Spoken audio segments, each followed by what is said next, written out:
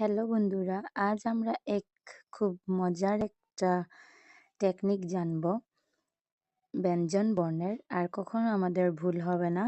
তা হলো যে আমরা প্রায়ই ভুলে যাই তালব্য মূর্ধন্য ষ দন্ত স এর মধ্যে কোনটা আগে এবং কোনটা পরে, কি তাই তো?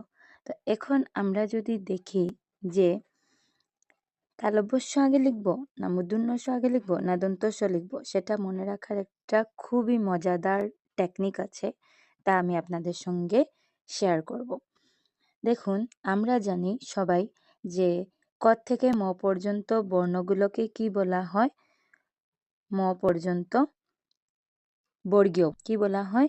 বর্গীয় বর্ণ। এবারে আমরা যদি দেখি যে ক থেকে ঙ পর্যন্ত হলো কণ্ঠবর্ণ, চ থেকে নিয় তালব্য বর্ণ, ট থেকে মূর্ধন্য মূর্ধন্য বর্ণ, ত থেকে দন্তন্য দন্তবর্ণ, প থেকে ম পর্যন্ত অষ্টবর্ণ। কি জানা আছে আমাদের এগুলো সবগুলোই? এবারে একটু খেয়াল করে দেখুন, প্রথমে কি আসছে? তালব্য বর্ণ আসছে তো। তো এই যে তালব্য বর্ণ আসছে, এই যে তালব্য বর্ণ, এর পরে আছে মূর্ধন্য বর্ণ, এর পরে আছে কি? দন্তবর্ণ। তো ঠিক আমাদেরও দেখুন এইখানে আছে যে প্রথমে তালব্যস্য, তারপরে মূর্ধন্যস্য, তারপরে দন্তস্য। আশা করি এই টেকনিককে মনে রাখলে আপনারা কখনো ভুলবেন না। আরেকটা আমাদের খুবই কনফিউজড হতে হয়, সেটা হচ্ছে অন্তস্থ অ আমরা কোথায় লিখব? আমারও হতো এই সমস্যাটা।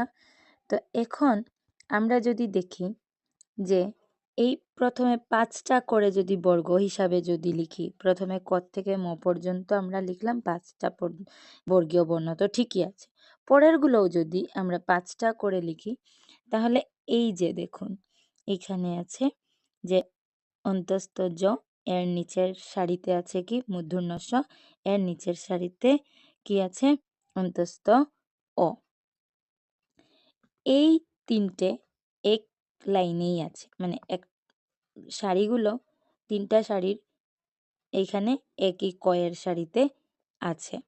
মানে এই দিকে যদি আমরা দেখি, লম্ব ভাবে যদি দেখি তাহলে তো দেখুন হ পরে ডয় শূন্য র ঢয় শূন্য র হয়ে যাবে, কারণ আমরা তো অন্তস্থ ও কোথায় লিখতে হবে? মূর্ধন্য ষ এর নিচে। তাই এই টেকনিকে যদি আমরা এইভাবে যদি মনে রাখি, তাহলে আমরা কখনো ভুলব না। আশা করি আপনাদের ভালো লাগবে। ভালো লাগলে লাইক শেয়ার করতে ভুলবেন না। ধন্যবাদ। আর হ্যাঁ, কমেন্ট করে অবশ্যই জানাবেন কেমন লাগলো।